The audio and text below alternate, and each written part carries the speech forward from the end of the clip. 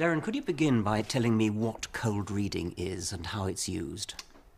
Cold reading, I suppose, is the way that a complete stranger can seemingly tell you everything about yourself without being psychic and without knowing anything about you. In essence, the cold reader or psychic is supplying a lot of words, and you as the sitter, the other person, is supplying the meaning to those words. And it relies on a lot of techniques. It's not really a question of forensic body reading and the sort of things that people might... It's not really normally even that clever. There are linguistic tricks which, unless you're aware of them, are very easy to fall for. And those tricks can give the impression that the person knows everything about your character, or might refer to facts and things from your life or from your past that they seemingly couldn't know about. So if a psychic, a so-called psychic, a trickster, was trying to pretend to guess, I don't know, the name of the sitter's grandfather or something like that, what would be the kind of thing they might do?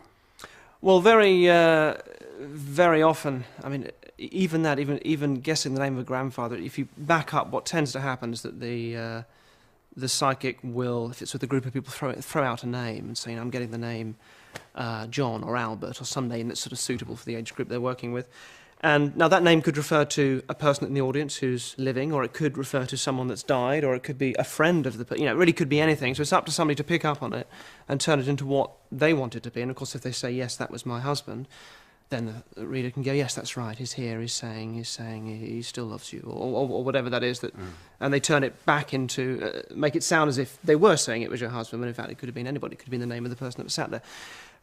The kind of methods that involved, the Barnum statement's very sort of famous and well known about, and there's a great experiment. Remind us what the Barnum... Yeah, well, there's a terrific experiment that was done on this with students. I've filmed this myself. We did it with 3 different groups of people across the world, where you have everybody in the group is given a reading, a personality reading, and normally beforehand there's some nonsense about asking for their birth date or getting some objects off them. That, so there's some sort of process apparently involved, and they're given a reading, and it's a long reading. It's a very detailed personality reading, and they all get one individually. They're all asked to read it. And invariably, they will all say afterwards that it's very, very accurate, that it was not at all vague or ambiguous of what people might expect. And they'll give it 85, 90, 95% accuracy. And I've seen this happen, and people are amazed by it. And then you get them to swap with each other. And so perhaps you can identify someone else by their reading, then they realise they've all been given exactly the same thing.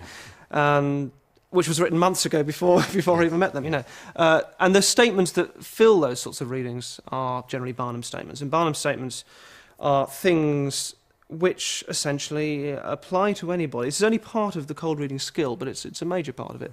It comes from P.T. Barnum, the circus proprietor, who said, we have something for everybody. Something for everyone, that's right. Okay. And famously, a sucker was born every minute. So these are statements along the lines of...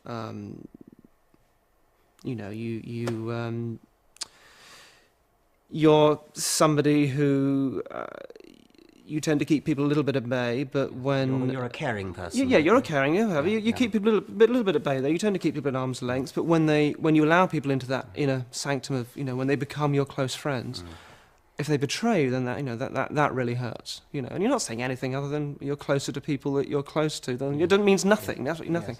Yes. And horoscopes are the same. I mean, they use the same principle. Because those things have to apply to anybody, because there's no interaction going on. A horoscope or something given, when everyone's getting the same thing. There's no feedback, so you're simply relying on things that apply to anybody. What you can do when you're interacting with somebody is you can fork off from one way or another. Be careful how I say that. You can go one way or the other depending on the response you get. So if I said to you that the spirits are telling me you've got quite a temper, you could answer yes or no to that. You might agree or disagree. Now, if you agree with it, it feels like a hit, and I can say yes, that's right. I can sense that you've got a real temper. ... If you say no, I can say. Well, not on the outside. I mean, what you've done is you've learned how to sort of keep that very contained, but inside you'll be aware that there are some things that really kind of knot you up and make you very angry, but what's great about you is that you've learned to control that on the outside. It still feels like a hit. Linguistically, what they tend to do is they say, they put the word not into the question, so they'll say things like, one recent reading I was listening to was, she said, now you haven't you haven't been drinking a lot of water recently, have you? And by phrasing it in the negative, it allows a yes or no to be a hit. And the answer was no. And she said, well, you should do. The Spirit's telling me you need to be drinking more than you are. You haven't been drinking much. And it sounded like a hit. Equally, if the person said yes, it would have seemed like, yes, they're telling me, either way. Then a common ruse also is to make statements that allow you to have both sides of the coin in one go. So, for example, if I said to you, you've got an extrovert side and an introvert side, that's not remotely convincing at all. That seems to be a given. But if you say to somebody, when you're at a party, you're very good at being able to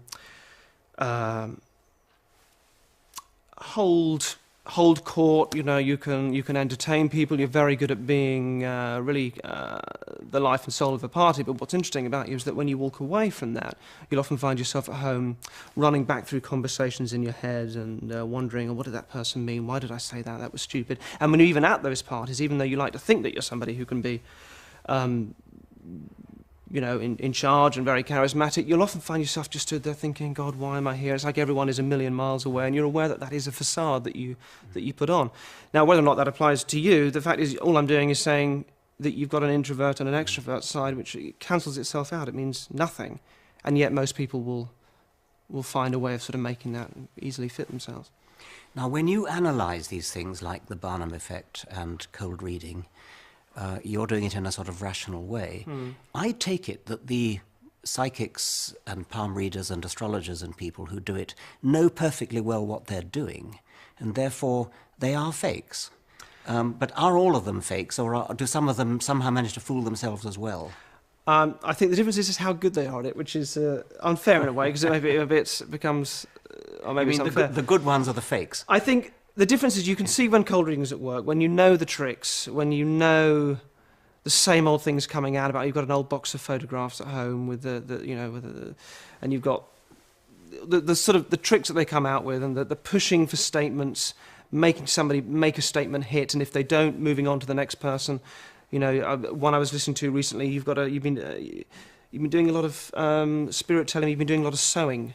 And that woman was like, no. She said, well, is it somebody in the spirit plane who's been doing a lot of sewing? No, she couldn't make a hit. And so went to the next person, is it for you? You've been doing a lot of sewing? The woman was, no. She said, well, there's a coat, you've got a coat at home with, there's a button that's loose or a hem that's loose. No. I mean, it wasn't working. And in the end she said, well, have a look for that, my dear. They're telling me there's a, and it went from somebody to nothing. So when you see that, that's clearly that person they know exactly what they're doing. They're desperately trying to get a hit. However, I think the people that are, I've been to psychic training colleges and seeing people that are very sincerely trying to learn. They've been told they believe that they're a bit psychic because, we all have a certain amount of intuition, and we all, if we misunderstand things like kind of coincidence and a phone ringing because we've been thinking of somebody earlier on that day and the phone rings and it's them, we might mistake that for being psychic if we don't really understand how those things can easily happen quite a lot of the time. So I think there are plenty of people who learn it genuinely and really think that, whether it's palm reading or tarot cards or whatever, that there really is a system. And they just they go to a training course. These things do exist. But equally, you can buy books on it nowadays. Yeah. I mean, but I'm just trying to get into the mind of one of the instructors on the training course. I mean, the instructors on the training course are teaching cold reading while dressing it up as though it was genuine. So they really are charlatans then. I think so. I think so. It's difficult because cold reading is something that you can be taught to do without it seeming like tricks. Okay. I've been in a situation where trainee psychics are sat around saying things to each other like, I'm sensing there's... some of the great things I heard was, I'm sensing you're on a bus and the bus is going the wrong way, but it might not be a bus, it might be a relationship. And when you're hearing things like that, you think, well, okay, this isn't cold reading, this is just people sort of apotheosizing intuition and just learning to I'll just speak openly, and I know this other person's going to make it fit because we're all partisan and we're all learning together.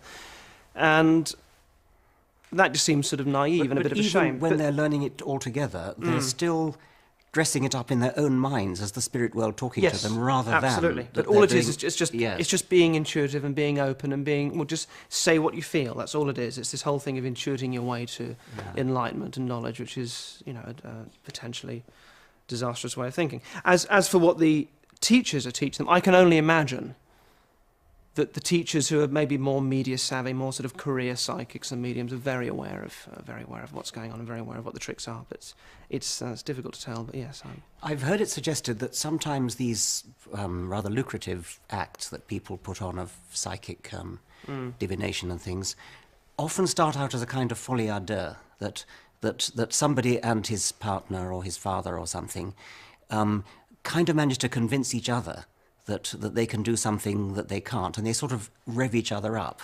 And then when they sort of realise that they're not quite as good as they thought, they kind of, each one tries to help the other one, because they in some sense genuinely believe it. Have you ever come across that?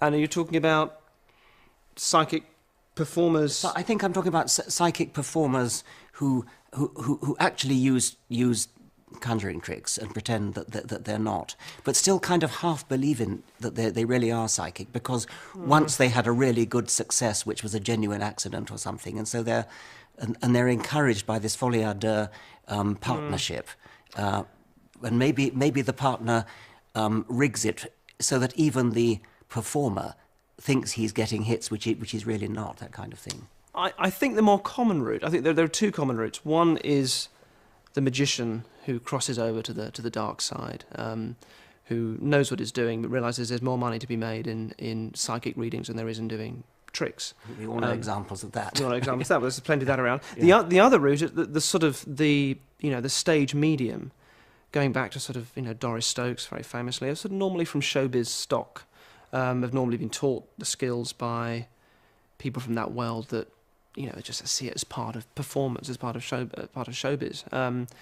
And again, I think those are skills that are then turned rather ugly. But that's a very common route as well. I think very rarely, I think, is there any real belief in it, other than the fact that if you are spending your life lying to people, how do you deal with that other than rationalise it in your own head after a while and decide, well, I do kind of believe in it, and I do believe that intuition, it may not be psychic, but I do believe that I'm intuitive, and that maybe that does give me an insight and it comforts people, and you start to rationalise it and maybe create a sort of a loose belief around it that follows after the fact. But I think very few people get into it at that level from any kind of sincere beginnings. They do make a lot more money by pretending to be psychic than they do by frankly admitting that they are conjurers. Yes, it's a huge racket, and there's a very fine line to be tread. I mean, in my world, I'm sort of, on the one hand, trying to create a magic illusion, on the other hand, wanting to be honest about it as well and kind of show people a bit of what it is. It's a difficult line to tread, and I think if you're morally really not too fussed about it, it comes down to, a lot of the justification that psychics give is that it comforts people. And my feeling on that is, well, if they're lies, who are you to decide that your lies are what people need to hear to comfort them? And I think it's a twisted logic. And I think that the reason is, if you've lost somebody dear to you, and I'm trampling all over those memories by telling you that they're here now saying this and that. I mean, that's none of my business. And if I'm just doing it because I can earn some money out of it, and when you watch these people at work, so much of it is ego. I mean, some of the mediums at these spiritualists shows, especially the ones that aren't so good, they just look like second-rate stage hypnotists that you might see in a pub or in Corfu or something. It's horrendous, and it's that I find really quite ugly. Michael Shermer, in one of his books, has a story about how he was on stage with a medium who was calling up spirits and talking to people about what their dead relatives said. And Shermer unmasked it. He explained on stage about cold reading, told the audience how it was done. And afterwards, several people in the audience came up absolutely furious with him because he had shattered their illusions. And they seemed... It wasn't because he shattered other people's illusions, it was that he shattered theirs. I mean, somehow it was thought to be cruel when people were deriving comfort and consolation from being deceived in this way. It was cruel to break that deception. It's a question of sensitivity, isn't it? I mean, I think in the bigger picture, it's crueler to be taken in by that deception. It's crueler if you're somebody who is... I've known cases of people that have lost a child that's so dear to them, and they cannot get over the fact they've lost the child and become addicted to these charlatans, for want of a better word, and that to me is as cruel as it can be. Now, how you handle, I don't see it as a mission to, turn every believer into a non-believer, but I think it's important to get that message out so people can take it on board and understand it and have more information, because if you have more information you can make better decisions. But on an individual basis, I think, yes, you have to be terribly sensitive in how you handle that, and I think maybe sometimes in some desperate situations you decide, well, maybe it's better left. Maybe that person should just have that illusion and live with it. I don't know. I'm going to go to a séance where a medium will no doubt call up dead relatives of people in the audience and things. And can you give me some tips to what to look out for, what kind of tricks to be aware of? Because I'm naive in this. I'm untrained, and it would be good to have some sort of psychology wisdom to look out for. I think you'll find it probably disappointingly transparent. I think with spiritualist services, a big difference is that the medium doesn't really have to do any work because he's got a whole room of believers, and that's the difference. If you approach any psychic with any sort of skepticism, you'll see through pretty much all of it, unless they happen to get lucky, If you go there as a believer, of course you're going to want to make everything fit, and if you're going to a church service every Tuesday, or I think it's normally Tuesday they do these things on, and you're desperate, maybe this will be the week that the medium will get in touch with Albert or whoever, whoever I've lost. You'll do everything to grab at it. So they don't have to really do a lot of work. And if it's something you also have to be aware of, if it's a group that the medium is familiar with, he'll know a lot of their stories already. And a very common thing with TV psychics is that when the cameras are off, they have a chat with people in the audience and find out who would like someone to come there, anybody I should be looking at. As transparent as that, is it? I mean, they don't even have stooges in the audience to even do it themselves. What they often do is they bring their own clients with them. They say, come along to the filming because I think something's really going to come through on that day. Oh, right. Pick the ones that cry a lot and bring them along on filming. But very commonly, before filming starts, they come out and have a chat with the audience because they're all believers. Is there anybody you've lost someone who drowned? And okay, well, if anybody comes through that's drowned, I'll know that'll be for you. Okay. So much that work is done. It's just so easy, isn't it, when you think about it? Oh, it's tremendous. Yeah. When you're then actually doing when you're there and the thing is happening, the things to listen out for, it varies from medium to medium, and they all have their different styles. The best ones just keep talking. They know the value of just really not stopping and just bulldozing over any response from the audience. The worst ones pause too much. They get in too much discussion. They're found out. It's creating the illusion to the whole room that the medium's hitting one thing after another. Whereas if you really pay attention to what the person's saying, very often you'll just see they look a bit bemused and a bit bewildered. That does tend to happen. Again, depends on the style of the medium. The most common pattern is going to be throwing out a sort of a half statement, that kind of thing of, have you lost, maybe throwing out a name is the simplest thing. I'm getting the name Albert. Does that mean anything? Can anybody find that for me? Albert, someone over here, or is it the lady over there? Then, and then the person in the audience will supply the information back. Yes, that was my husband. Okay. And then you get the medium will add that information. Now she knows it's the husband, whereas it could have been anything. It could have been the name of the person in the audience, Albert. It could have been a friend of yours in the audience. It could have been someone that died. Could have been anything. But now she knows it's the husband. She then feeds that back, or he feeds that back by saying, that's right, it's your husband here, and he's telling me that, you're a lovely wife, and moves on, as if he'd said it was the husband itself, but he hadn't. Yes. And that is a very common pattern all the way through. You get a statement that's made that's vague. I'm seeing something to do with an accident maybe involving water. You go, yes, that's right, when I was young. And he goes, that's right, he's showing me when you were a kid, and he's saying that he was, even there, he was there looking after you even when that happened. And you're amazed that he's picked up on this memory. Or you say, yes, that's right, the dead person died because of an accident in water. And then I'll say, yes, that's right, he's telling me that that's how he passed away, that he drowned. And I'll turn whatever you say. So I throw out some words, you give me the meaning, and then I carry on, I reiterate, I feed that back to you as if that's what I intended from the start. That's a very, very common pattern, and not too difficult to spot, although it's so quick that you really are left with the impression that the medium has all the information and is giving is giving the person in the audience bit after bit, and they're not. He's not. He's saying very little and waiting for the feedback and then throwing back. What you'll see is far from it being all vague or saying things that apply to just everybody, you'll get very specific details being thrown at you. So I'm seeing a pair of cufflinks with a sort of a red jewel or something, something really quite specific, and normally the person doesn't quite make it fit, but then the medium will keep on pushing and start to turn into something else. So it's definitely some jewellery, it's definitely showing me jewellery.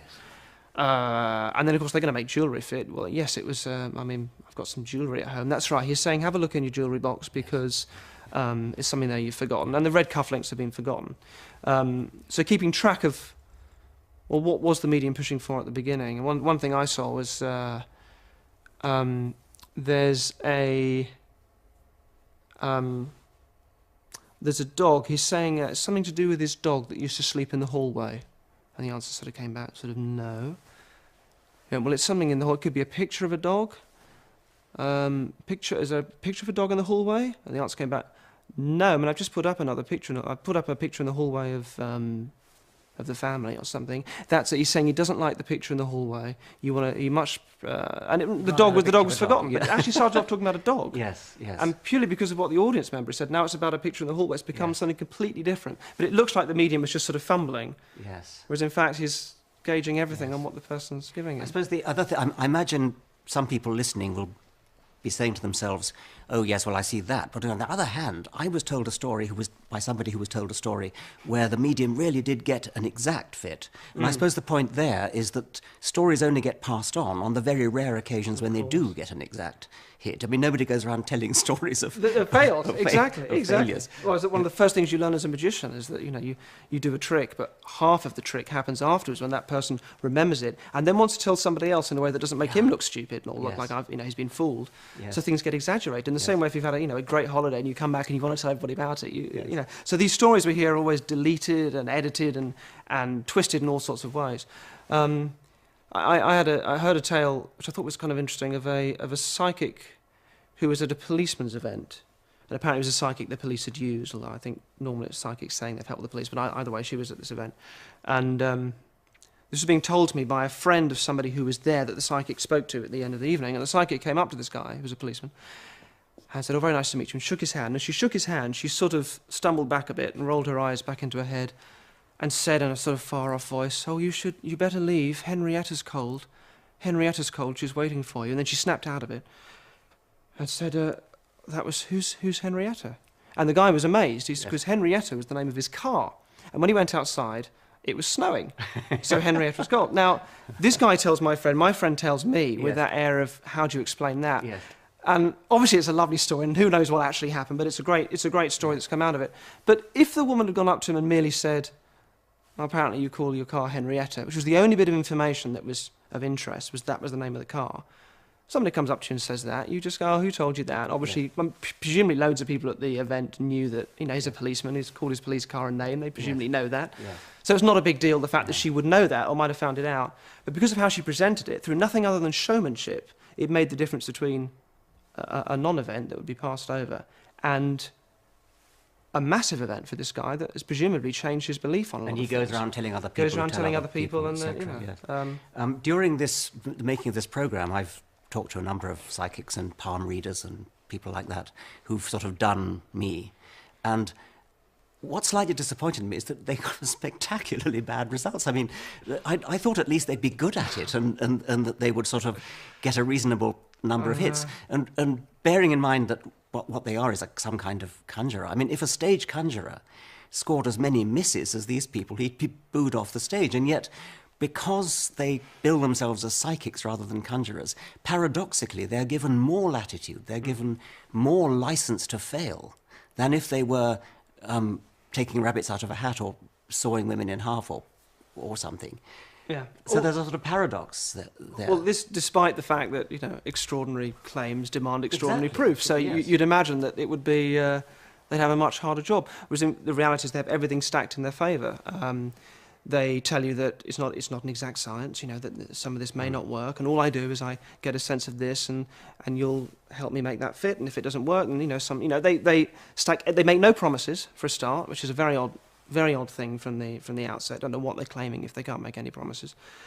And then they come out with various things, and you make them fit or don't fit. And if you're not really making them fit, if you're not playing the game, then you're blocking the energy, and you're sort of yes. It's your fault. I did a couple of psychics who are quite famous on television and things, and one after another they gave up. They would. I mean, the first one started talking about my father, and they said, "Your father in the spirit world is very sorry that he didn't manage to say goodbye properly." So I sort of strung her along for a bit before letting her know that my father is in fact still alive at the age of 91. At that point, she just gave up. She said, "Sorry, it isn't working. The spirits aren't coming through. I'll just have to stop." And nothing would persuade her. I've been making it up until this point, because what had been coming through if it wasn't the spirits? Quite, yes. Yeah, if you don't play the game, you'd think if it was real, you'd at least be able to sit there quietly, and they'd be able to do it without needing any sort of feedback. You'd feel you wouldn't have to play the game as the sitter, but you do have to play the game, and if you don't, it's your own. The other thing I noticed is one of the people I went to see was a psychic who asked to have my watch, which he held in his hand to get the spirit vibrations out of the watch, etc. And then he turned up some tarot cards, and then he went through a really rather stunning series of misses. Almost everything that he got wrong. He got some elderly relative beginning with the letter G, something to do with the advertising profession. Total miss. I mean, no suggestion. Then he got an elderly woman beginning with E. Well, that was a sort of hit because my grandmother's name began with E. That's incredible. And he, and it is the commonest letter in the alphabet. Yeah. And he said that she kept lots of cats, and so I was able to tell him that she absolutely hated cats. They were the one thing she abhorred. Yes, yeah. Anyway, it went on, and it was all a total set of failures. And then I was afterwards told at the end that he told somebody else that he'd done really well and that he'd got lots of hits. And I think he believed it. Maybe for him that was a... Yeah, I mean, it was the best readings ever But I mean, done. so that there's an element of self-delusion as well as just deluding the punter about this. I think, given that the whole skill seems to be not about comforting people. I think that was rubbish, although they say that. It's about getting hits. It's about hearing yes, yes, yes. So it's a strange sort of ego thing. And getting money for it. So, so I think it's not surprising that sort of self-delusion happens, and that people after the event will say, yes, that went extremely well, and shamelessly, publicise themselves as helping the police solving this murder and that murder when they've done nothing other than presumably just rang up and say, do you want any help? No. Nonetheless, I aided police. That is self-delusion, but it's self-delusion born out of this sort of, I think, just this sort of ego need that runs behind it. It is odd. How do people get started in a profession? Do they come out of show business, or does it run in families, or what? A lot of the sort of stage mediums, successful career mediums, going back to Doris Stokes, who was famous a while ago, and even quite a few around nowadays come from show business stock. And have learnt their skills undeniably from... I know the teacher of one of the very famous modern psychics who's absolutely taught them as fraudulent techniques and is upset with him for passing them off as real. I won't say who it is, but, and the other route is from magic, from being a magician and getting into the area that I'm into, which is sort of the sort of psychological mentalism, it's called. But then realising that you can step over the line and pretend to be doing it for real, and there's a lot more money in that. So there is more money if you pretend to be something that you're not. There's the moment you're saying it's real. The moment you say it's real, you're tapping into something enormous in people. Yes.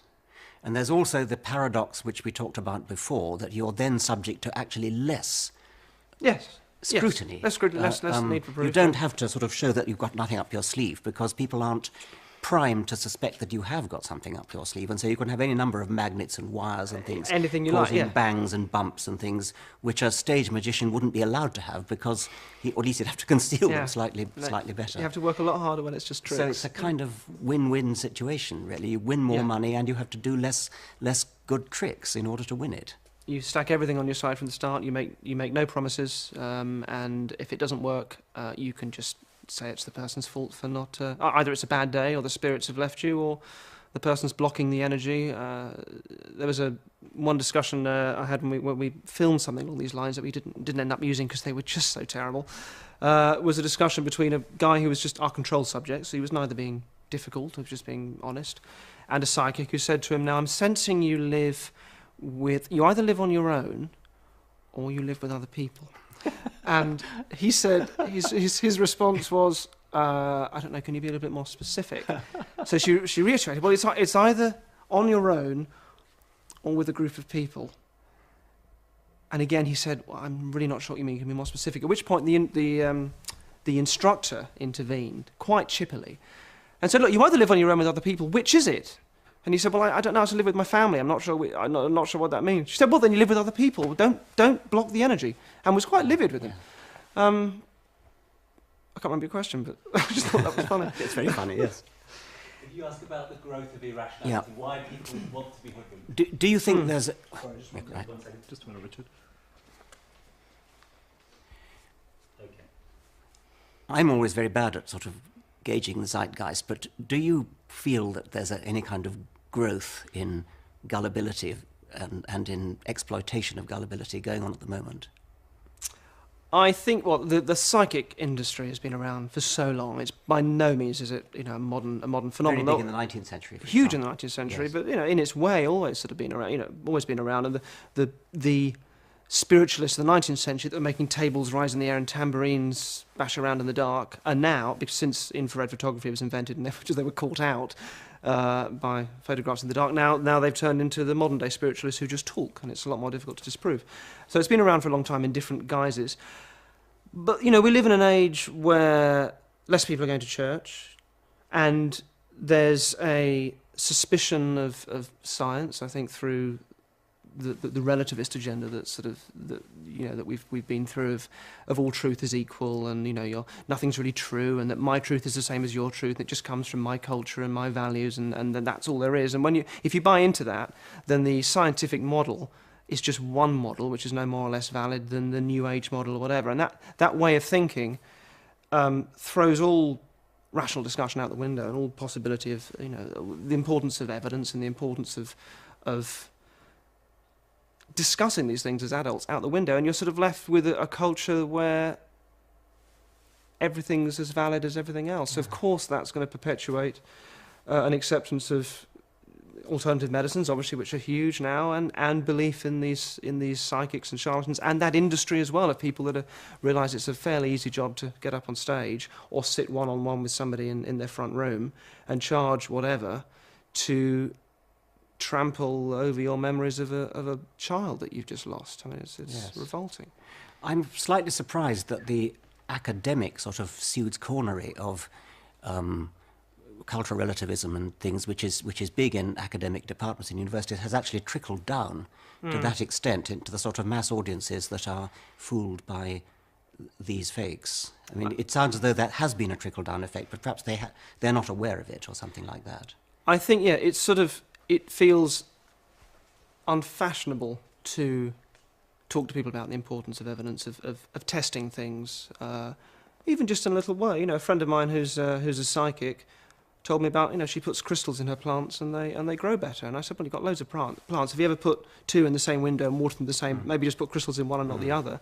And I did that, and I don't think that's being nasty or rude. It's just kind of curiosity, isn't it? And but that was being very... Did you take offence at that? A little. I was being Western. Yes. I mean, I've actually noticed that people have taken offence when I've made the very gentlest and mildest suggestion of something just beginning to approach a sort of test. Yeah, it's curiosity, really, isn't it? But I suppose one person's curiosity is another one's, is offending somebody else.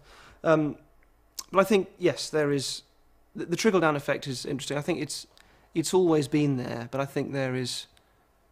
I think with the TV as well, it's become a big thing on TV, and with the amount of TV psychics and mediums we've had, that's brought up a whole load of career mediums and psychics that now can easily get a spot on TV, or cheaper to hire or cheaper to go to than the really famous ones, and it's just become an industry that we're more aware of now. Do you blame television, whatever they call them, commissioning editors and people like that, for pandering to this sort of thing? I mean, going after ratings by giving airtime to what they must know are fakes and charlatans? I think you can't. I mean, it's the same problem with newspapers printing horoscope and scaremongering stories about MMR vaccine or things that aren't they're not really giving the facts, because sensationalist stuff sells papers, and it's the same, obviously the same with TV. But someone I know spoke to me after a show that I did, and there's a famous TV medium psychic show where a guy goes around and visits haunted places and is able to talk about and channel various spirits that are there. And it's a very entertaining, very, very popular program. And normally they often go to pubs and hotels and places like that that are supposedly haunted. And this one pub had a story of a murder and a ghost that was behind it. And everybody knew it, everyone in the town knew it, it was famous for it. And the film crew came to that town to investigate it and to do a piece on it. Don't tell me they staged it. No, but they asked around. So Yes. they asked around. So the production crew all knew about the story. So for the medium to find out about it was no challenge at all. I mean, the fact that he could come up with the details of a murder and the ghost was no challenge at all, because he would have known that anybody could have told him, because it was general knowledge, popular knowledge in the area. So he goes on the show and he channels these spirits and talks about the murder and comes out with all these details, and it might look impressive if you didn't realise that he had access to that information. But what this person told me, when he spoke to me after the show, was that the pub owner had made up the story about the murder and the ghost just to create a bit of colour around the pub, and so he wasn't impressed at all. And you can't help but think, those people making that show, they know it's rubbish. They know, yes. But it's a popular show, so Yes. And they would defend it by saying, oh, it's good for ratings, people enjoy it, don't be so exactly po-faced. Just Exactly. enjoy it. It's just a laugh. That's what they would say. Exactly. And then you speak to people, on the other hand, who really, on the basis of programs like that, and and other stuff that happens to them in everyday life, like the phone ringing and someone they've been thinking of, really base their beliefs. They change their life. They live their lives according to these messages that programs like that and things like that give out. So I think there's a responsibility that's ignored, but I don't know how on earth you police that. I have seen television alleged documentaries in which they're talking about ghost stories, and they'll get somebody to tell a ghost. I mean, everybody's got a ghost story which they heard somebody else tell, which perhaps they believe. But where the television people did something I think really quite wrong was they staged it. So instead of just allowing the person to tell the story, Right. they actually got actors to Recreate it, to create the story, and they didn't claim that they were really filming it. They admitted that it was actors, but nevertheless, the fact that it was, and the fact that they had mist all over the place and a spooky atmosphere, would have given far more vividness to the alleged story. I forget whether it was a ghost story or some uncanny coincidence or whatever it was. But I know what it was. I think it was people claiming to meet each other in dreams when they were asleep. Right. And so the three men went to sleep, having agreed to meet in a certain place, and the television company actually staged a meeting with sort of mist swirling around and things. And then they said, well, of course, this didn't actually happen, but nevertheless, They put the idea in they your head. put the idea into into your head. And that I think taps into, by making it visual and give it, that's part of the problem, part of the reason I think why these things are so appealing, and why it's much easier to believe in a psychic or a spiritualist, because what they're saying they're doing is quite easy for us to sort of grasp. We can make simple images, vivid images in our minds of what that involves, or what a ghost is, or what a psychic piece of a psychic phenomenon is. It's much easier for us to visualize that and see that than the more complicated and interesting reasons behind it. And unavoidably, because who we are as as people, and the way we like to form patterns quickly, and we need to in order to move on and have those patterns as part of what we understand about how the world works. We fall for it, and we fall for it because it's easy and appealing, and it's a very difficult thing to get round, because you can explain and you can explain, but those explanations are less appealing to the mind. They don't create vivid, colourful pictures and then they. The great Carl Sagan was always being approached by people who claimed to have been abducted by aliens. And he made a rather telling point that if he were ever abducted by an alien, he would immediately, since they obviously are brilliant mathematicians and physicists, or they couldn't possibly have got here in their spaceships, he would ask them scientific questions, or he'd ask them, please prove Fermat's last theorem or the Goldbach conjecture. But not a bit of it. The only thing the aliens ever talk about is things like, we must be good to each other, and things like that, which is totally unoriginal. And it occurred to me that if I were to listen to a medium calling spirits of the dead. Wouldn't you, I mean, if you're talking to a dead person via a medium, wouldn't you ask them things like, well, what's it like being dead? Do you eat? Do you sleep? Do you sort of have parties? Do you, what's God like? All those sorts of questions. But it's never that. It's, oh, well, tell him I miss him. Yeah. The dog misses him. It's always so incredibly Banal. And unimaginative. And also, they tend not to go anywhere either. I mean, when you listen to the demonstrations in a spiritualist church, it really is just about what they believe they're doing is supplying proof. So they're telling you that you've got a box of old photographs in a cupboard, and that you have got a scar on your left knee from something when you were young, or that you had this or that accident. And telling you these things to just sort of constantly supply proof. They never really go anywhere. There's never any sort of real advice involved, which maybe in a way is a saving grace, that you're not telling people to go away and behave in a certain way, but I don't think excuse it at any level. But yes, it is mind-numbingly banal. And also, you'd think if they really were able to give all this information, they'd at least be able to sort of say the names clearly, as opposed to just sort of giving letters here and there, or being vague about whether the name refers to themselves or the person. It's just talking about the illogicality behind so many of these systems, and tarot cards, which are obviously very, very popular. The deck is mixed, and you choose a number of cards that's sort of laid out, and then your fortune and fate is read from them. Of course, the interesting conundrum there is that if you did the same thing 5 minutes later, you'd pick out very different cards. So presumably your fate and the reading would be necessarily very different. If it's relying on those cards, 5 minutes later it would be completely different. And when there have been questions about this, the answer is, oh, well, that's because your fate changes from minute to minute. But then you have to think, well, so presumably to get a tarot reading, you'd have to constantly be having a tarot reading over and over again in order to know what the accurate situation is, if it constantly changes from minute to minute. Does that make any sense? I thought they claimed that the act of shuffling was somehow guided by the spirits, so that the right 5 cards come to the top of the pack. That's true, but the right 5 cards, if I'm a tarot reader and we shuffle and the 5 cards come out, and those are the 5 cards that dictate your fate, that's great. And if you went away at that point, that's fine. I've told you your fate, and I've told you everything about yourself and your past, present, and future. But if you said, let's do it again. Yeah. If you said, great, can we just do that one more time? Would you not expect the same cards to come out, because if it's fixed? It's a good question. And if there are other ones, then wouldn't we, but they say, well, it's because your fate constantly changes. Each time you deal the cards out, your fate changes from minute to minute. So the only answer for you is you'd have to consistently go back. Yes. When would you stop? When would you have the correct one? I don't understand that at all. Yes. One of the psychics that did tarot cards for me shuffled the cards. Did she shuffle them? I can't remember whether I shuffled them or whether she shuffled them.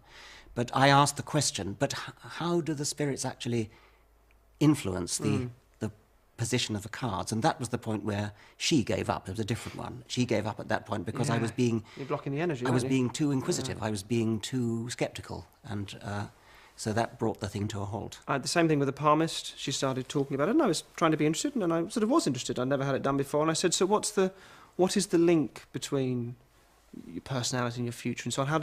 What's the theory behind how that actually gets into the hand? I thought that would be an interesting answer. Same thing, blocking the energy, end of session. Yeah, I think from psychics to spiritualists to palm readers to graphologists to astrologists, the expert in question is either just simply deluded and naive, or they're using a skill called cold reading, which is a way of communicating information to somebody where it sounds like they know everything about you and they can reveal facts seemingly about your life and describe your character in a way that you'd be amazed by. Whereas in fact it's a linguistic trick, or a set of linguistic tricks, where they're saying words and you're constantly supplying the meaning yourself, but it can be very convincing. Barnum statements are part of the toolkit of the cold reading psychic, named after the showman P.T. Barnum, who famously said that he had something for everyone, and they are statements which apply to everyone, although they'll always sound very specific to the individual. Pretty much everybody's had some creative pursuit at some point that they've left behind them, and if I point that out to you, it might sound very insightful, but really it could just apply to anybody. It would certainly work for me. Me too. Hey. That'd be great. Thank you. Do you think that people are ever actually positively damaged psychologically by attending seances with mediums?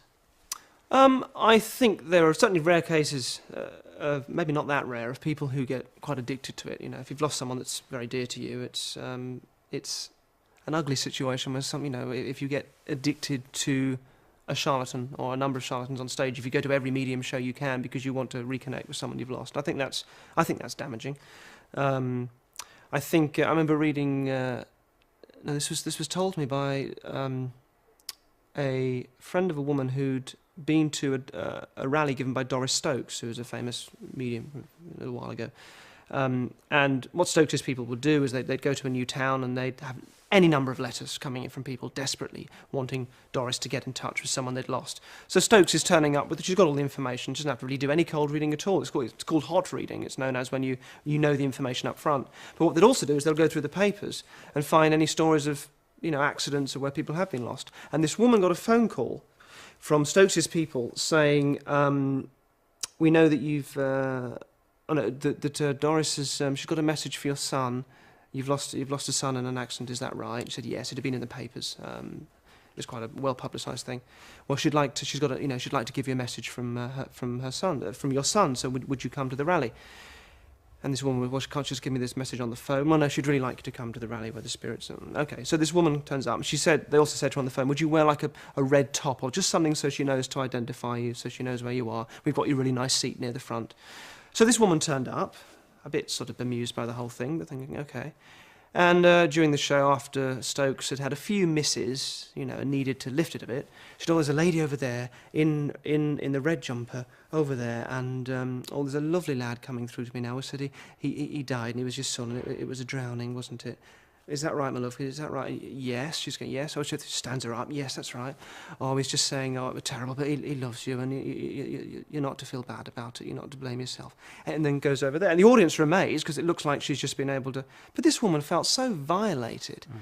It was such a transparently... Why didn't she blow the whistle? Why didn't she spill the beans? Because she's in front of... I don't know, 2,000 or 3,000 people that have attended it. And it's confusing. It's one of those things that at the time I think it's just confusing. It's like, okay, where's this going to go? Oh, is that it? All right. And maybe it's only afterwards, maybe, that you kind of think...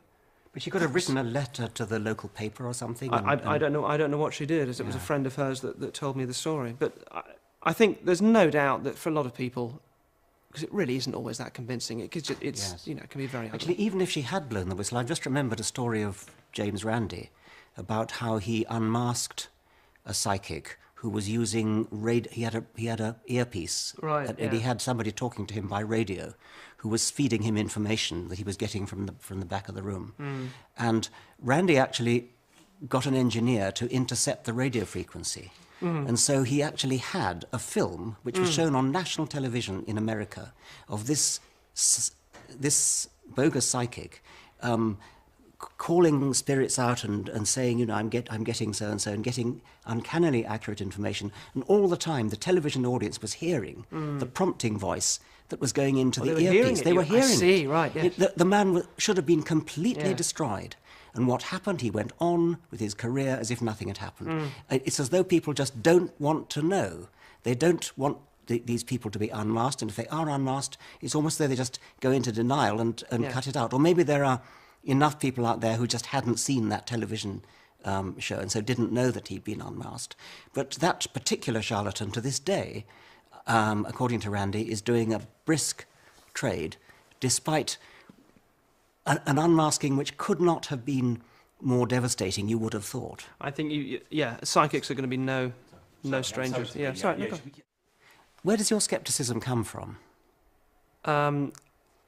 Well, in terms of sort of my history, I used to be a very devout Christian when I was younger, but didn't have a Christian family, didn't have Christian friends. I had one good Christian friend, but it came from a Bible reading class when I was young. It was a sort of unpleasant childhood indoctrination. But because I grew up without a Christian peer group, when I got to university, it was relatively easy for me to kind of sort of think my way out of it in a way, to sort of start to challenge it and not feel too much guilt. I mean, and I started to learn hypnosis at the time. That was the sort of the first stepping stone to what I'm doing now.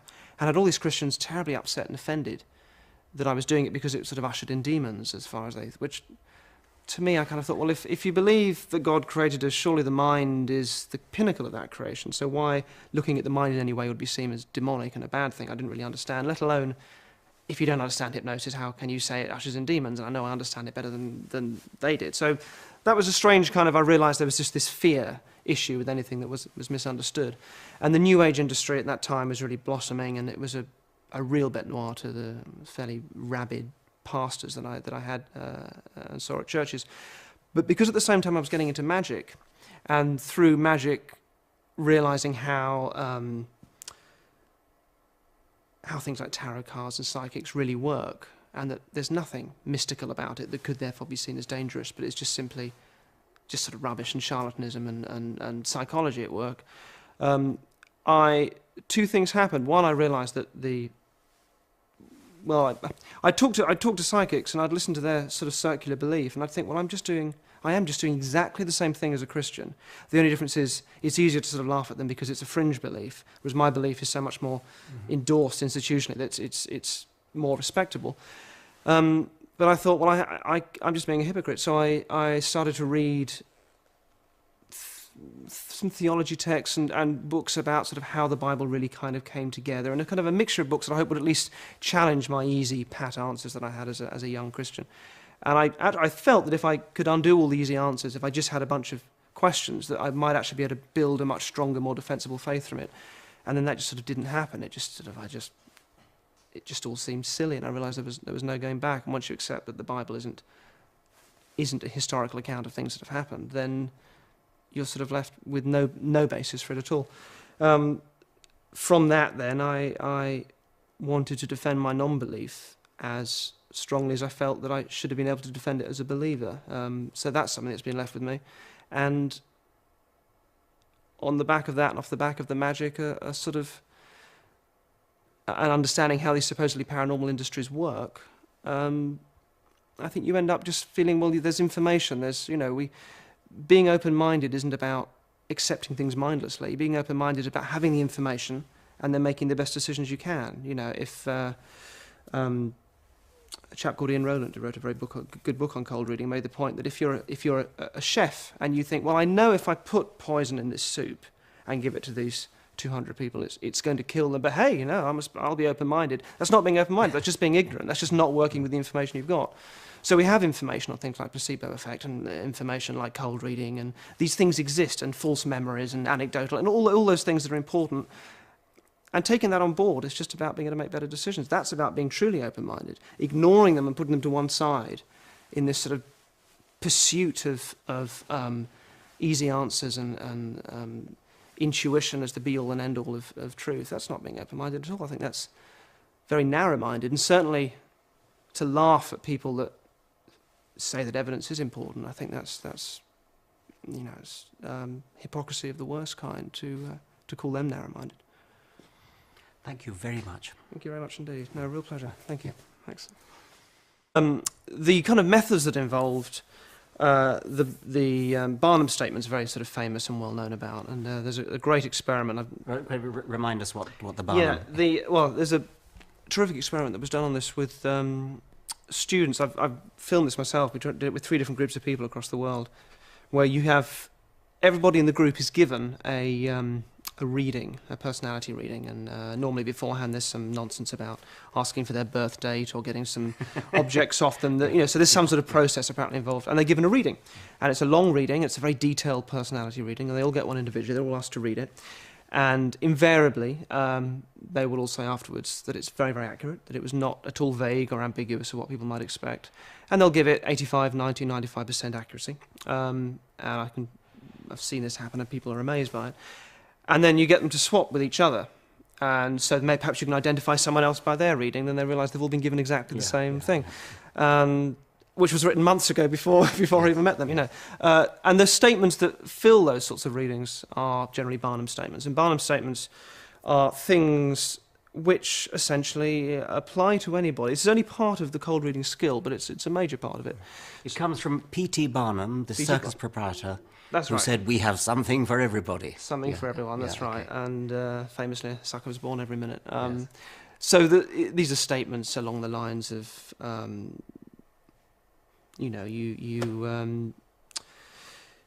you're somebody who you tend to keep people a little bit at bay, but when you're a caring person. you're a caring. You keep people a little bit at bay. There, you tend to keep people at arm's length. But when you allow people into that inner sanctum of when they become, you've got an extrovert side and an introvert side. That's not remotely convincing at all. That seems to be a given. But if you say to somebody, when you're at a party, you're very good. You're very good at being able to hold court. You can entertain people. You're very good at being really the life and soul of a party. But what's interesting about you is that when you walk away from that, you'll often find yourself at home running back through conversations in your head and wondering, what did that person mean? Why did I say that? That was stupid. And when you're even at those parties, even though you like to think that you're somebody who can be in charge and very charismatic, you'll often find yourself just stood there thinking, God, why am I here? It's like everyone is a million miles away, and you're aware that that is a facade that you put on. Now, whether or not that applies to you, the fact is, all I'm doing is saying that you've got an introvert and an extrovert side, which cancels itself out. It means nothing, and yet most people will find a way of sort of making that easily fit themselves. Now, when you analyse these things like the Barnum effect and cold reading, you're doing it in a sort of rational way. I take it that the psychics and palm readers and astrologers and people who do it know perfectly well what they're doing, and therefore they are fakes. But are all of them fakes, or do some of them somehow manage to fool themselves as well?